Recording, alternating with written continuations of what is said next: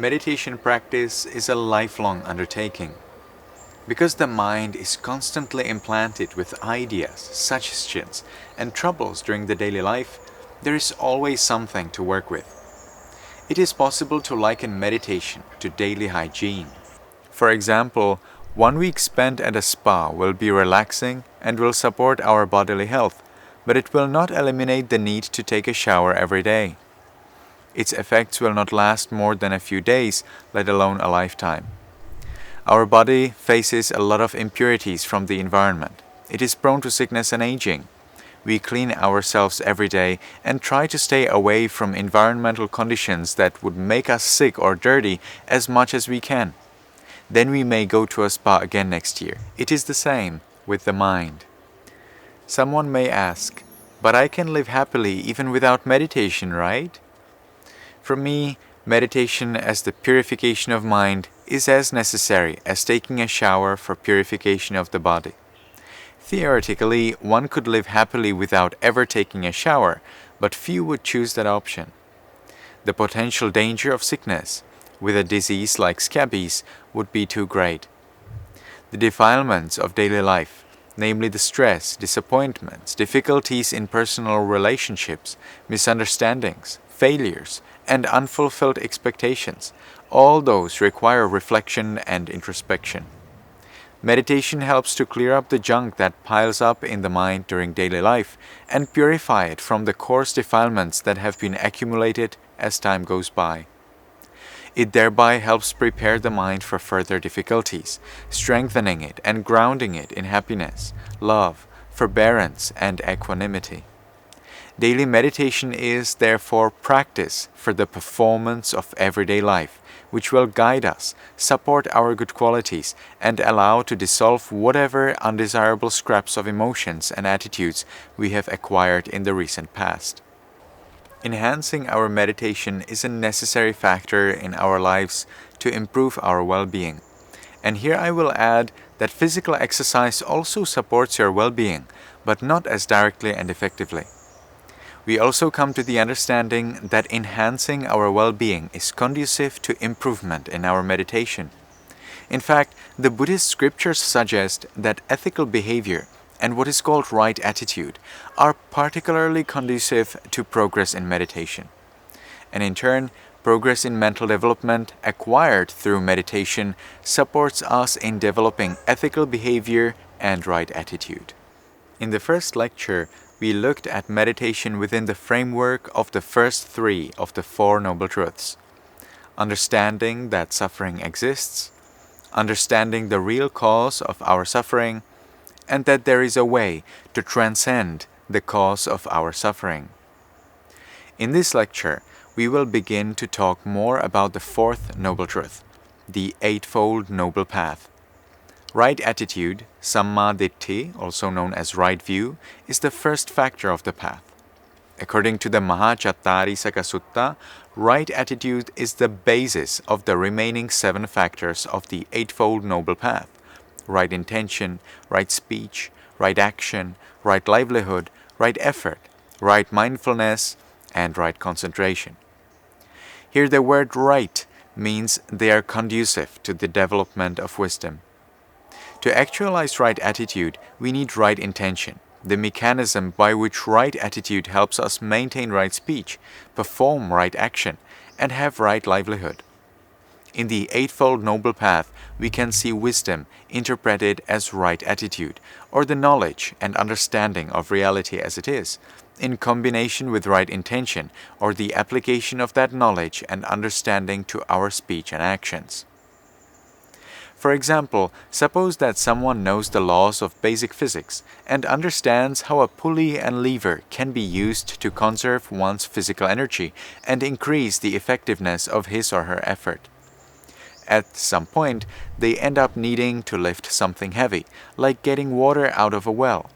Because they have that theoretical knowledge of the value and use a pulley and lever system, they can create it to perform that actual work. In this metaphor, the knowledge of the lever and pulley is like a right attitude, and the thought of putting it into practice is like right intention. If right attitude is missing, right intention cannot be applied. Conversely, one can have right attitude, but if it is not put into use as right speech, right action, and right livelihood, it is ultimately worthless. The Buddhist scriptures summarize right speech, right action, and right livelihood as ethical behavior, or sila.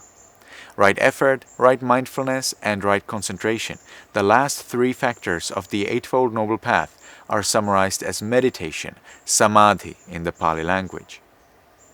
Sometimes, the current of a river that empties into an ocean is used as a metaphor to explain the Eightfold Noble Path. Entering the river and flowing with it will lead one directly to the ocean. In the same way, following the Eightfold Noble Path will lead the meditator toward enlightenment, the freedom from craving, and the realization of wisdom. In the Mahachattārisaka Sutta, the Buddha taught that right attitude was the way to establish the other factors of the Eightfold Path. Therefore, we need to examine whether the way we understand right attitude really supports pure ethical behavior and meditation. Thereby, we can avoid any dogmatic blind beliefs and gain the most benefit from the teachings. The Buddha taught that right attitude is of two kinds: worldly right attitude and supramundane right attitude. Worldly right attitude is the well-intentioned attitude of those who do not meditate but engage with daily life in society. It is valuable because it promotes harmony and peace in society, and thereby the appropriate conditions for meditation. Harmony and peace are particularly needed for progress in meditation. In worldly right attitude, there is obviously a strong connection to religious injunctions about individual and social behaviors. For example, donations, generous offerings, and hospitality bring merit to the individual as well as helping to create a more supportive, cohesive, and harmonious society. In Buddhist scriptures, merit is said to bring results not only now, but also in the future. The idea that what someone gives will be received many times more in the future certainly increases his or her acts of generosity. If you naturally engage in generosity as much as you can, then this belief may support your good habit. The belief in the results of one's actions, good and bad, known in the Pali language as kamma, is understood by religious people to be essential for a harmonious society. Isn't kamma just a religious view rejected by the majority of modern scientists? Simply dismissing something because it does not fit into the current paradigm without having a conclusive body of evidence against it could also be considered blind faith. If we are interested in the truth rather than beliefs, it will be necessary to open our minds to the world as it is without attachment to the views or ideas which we learned from our culture. This doesn't mean that what you learned from your parents and at school is wrong. Instead, I would like to encourage you to test and experiment with the tools for learning about the world and yourself with an open mind and let the truth come to you through wise observation. Doesn't the state law provide people with protection against immoral behavior? The idea that state law provides people with protection against immoral behavior is not true. It leads people to hide evidence of their bad deeds rather than refrain from their bad deeds in the beginning. Acknowledging the phenomenon of kamma, the action and its result, which has not been disproven by science, supports harmony in the society and may serve as an effective supplement to the established law. The next point of the right attitude supports the previous point. Craving for existence, craving for non-existence, and craving for sensual pleasures are the main causes of rebirth. The suffering and happiness in those lives is then conditioned by the good and bad deeds committed in the past.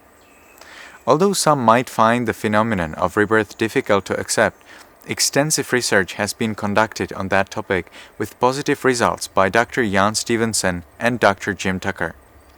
Noteworthy points of right attitude, as suggested by the Buddhist scriptures, are the gratitude to one's mother and the gratitude to one's father.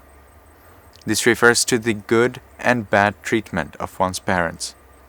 While there is no benefit in mistreating anyone, one's parents particularly deserve our respect and benevolence in return for the hardships they went through to raise us.